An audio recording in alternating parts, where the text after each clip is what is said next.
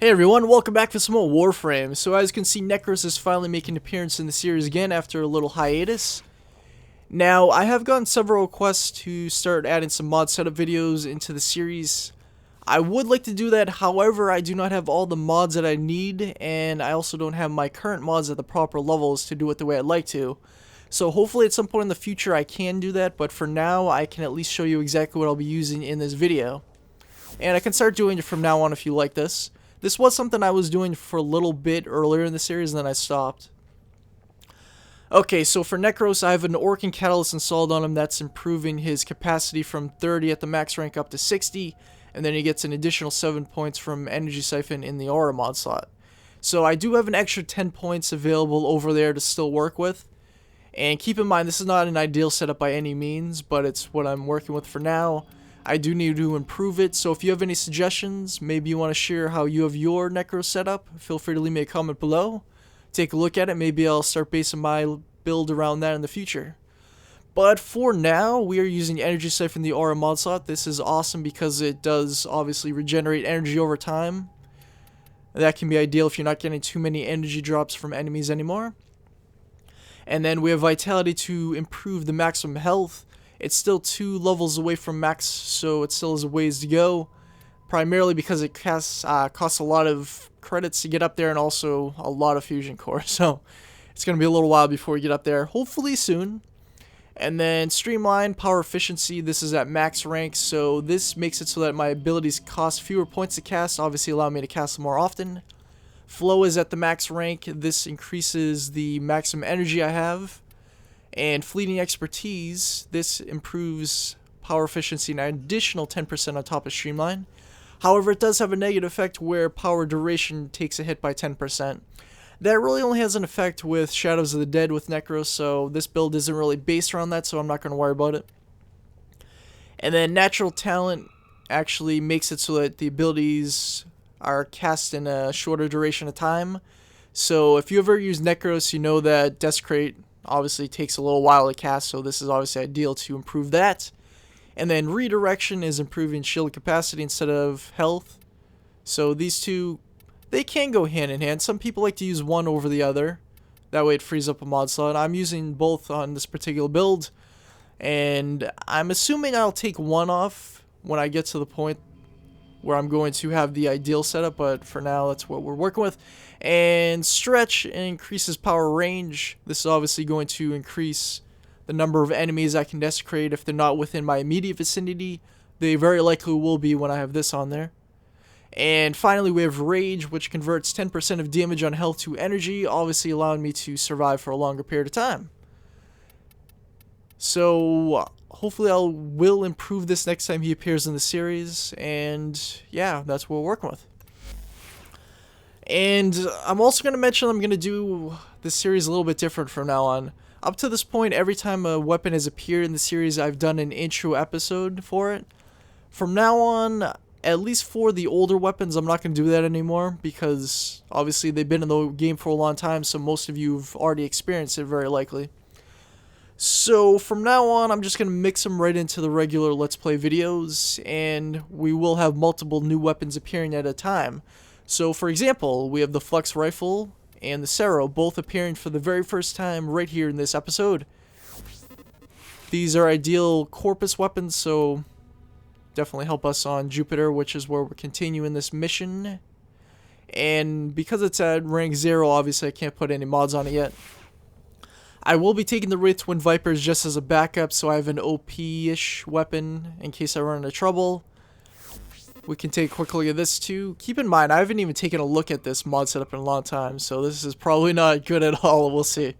So Convulsion, 90% electricity damage. And add that on top of Pistol Pestilence. This is giving extra toxin damage and status chance. So these two together actually turns into corrosive damage, which you can see on the left-hand side at the bottom. That's more or less meant for the Grineer faction, so actually it might be a good idea if I took this off. But we'll just keep it on. These enemies are low level anyway, so I'm not going to worry about it. And then Hornet Strike is to increase the actual overall damage of secondary weapons, the pistols. Not quite at the max rank, it still has 3 to go, but we'll get there eventually. Target Cracker, extra critical damage. And slip magazine capacity, so the magazine contains more bullets, so you're going to have to reload as much. Ammo maximum from Trick Mag. That's definitely ideal with the Ray Twin Vipers, because when you're actually shooting them, they actually empty so fast that you're going to run out of ammo, so it definitely helps out. And Quick Draw, reload speed, that's ideal too, for any weapon pretty much. And Pistol Gamut, critical chance. What is the critical chance on this? 32.4? And that's not too bad. Still, it's 2 more levels I can upgrade it, but we'll work with that. Alright, and then finally the Serro. Operator, you have remembered well how the Tenno arm themselves. And for this one, I don't have the actual, what's it called, the stance mod that matches up with that slot right now. The only one I have is Shimmering Blight, which is better than nothing, but obviously not ideal for now. But we are actually taking an additional 4 points over the 0 we would get otherwise, so it's alright. And I put Volatic Strike on it for extra electricity damage, which you can see it has improved a little bit on the left-hand side. And that'll help us, obviously, against the Corpus because they're vulnerable against electricity damage. Alright. So, anyways, guess it's time to finally get going on this mission. Alright, and last time we did these 3 missions on Jupiter. This time we'll be doing very likely the next 3, I'll say. And we'll begin with Thebe, which is a deception mission against the Corpus faction. The levels range from 11 to 13. Remember to leave a like, everybody. Every like does help me out a lot. Also, click subscribe to join Sneaky Nation. That way you don't have to miss any more videos in the future. And as always, I do hope you enjoy. Let's do this.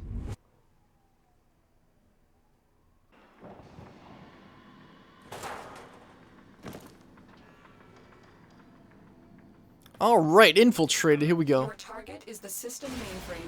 Deliver the payload. Okay, so we just have to get to the payload with the data mass. No problem. Oh, I guess we're gonna have to use the Ray Twin Vipers regardless.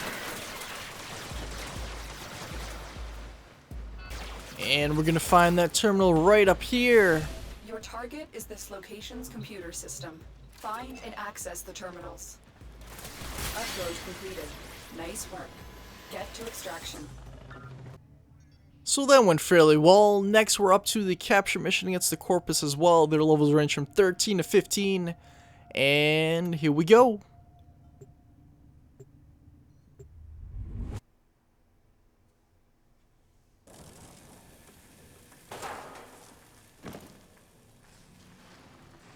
Infiltrated.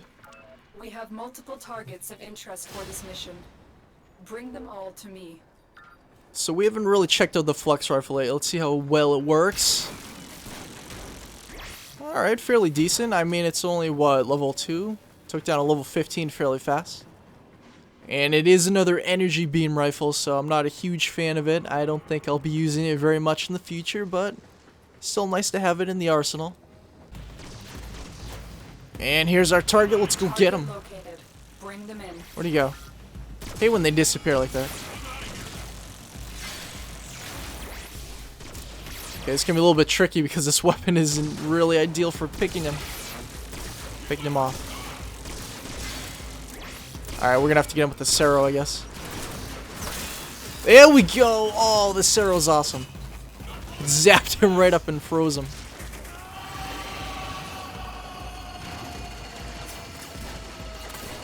Alright, on to the next one. On to the next. You found a target. Capture them quickly before they escape. Oh damn, now we're in some serious trouble. Hurry up, hurry up, hurry up. Oh, he went invisible. Oh, he's right next to me. The Serro is a lifesaver, my goodness. Okay, he's down, so I don't have to worry about him for now.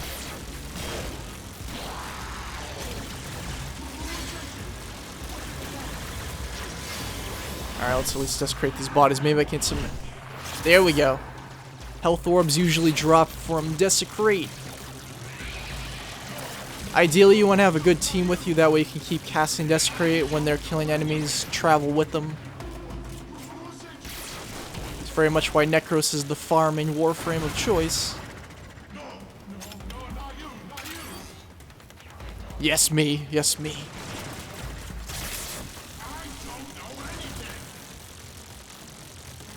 Alright, let's just capture him and get out of here.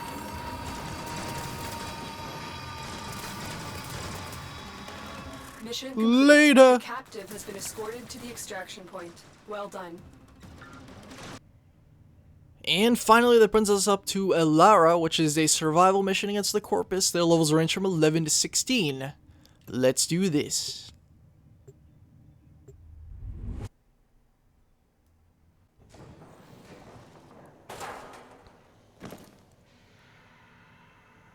Infiltrated. Your job is to distract the enemy while a fellow Tenno operative raids the ship for much needed supplies.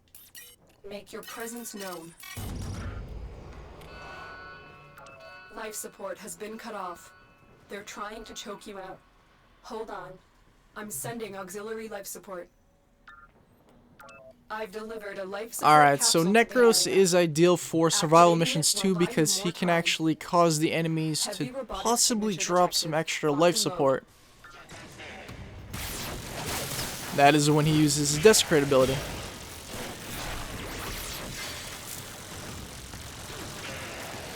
Alright, the Flex Rifle isn't too shabby.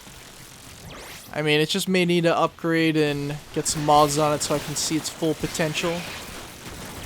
I still don't really care for these energy weapons in general. Alright, let's Desecrate. Personal life support modules dropped by fallen enemies.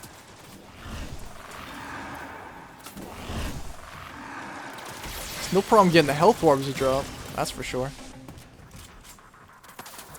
We're gonna have to try to camp out around the life support capsule.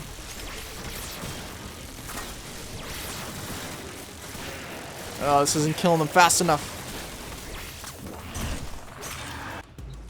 Now, I'm not going to use this just yet, but I'm very likely only going to stay for 5 minutes just to get the idea of what this mission's like. We can wait until harder missions later on before we start doing the more difficult how long can we survive. And because I'm doing this solo, I may as well use Shadows of the Dead, even though it's not ideally modded to properly work the way I'd like it to. It's still going to help me out a lot. Plus, I can always desecrate their corpses for some more health orbs.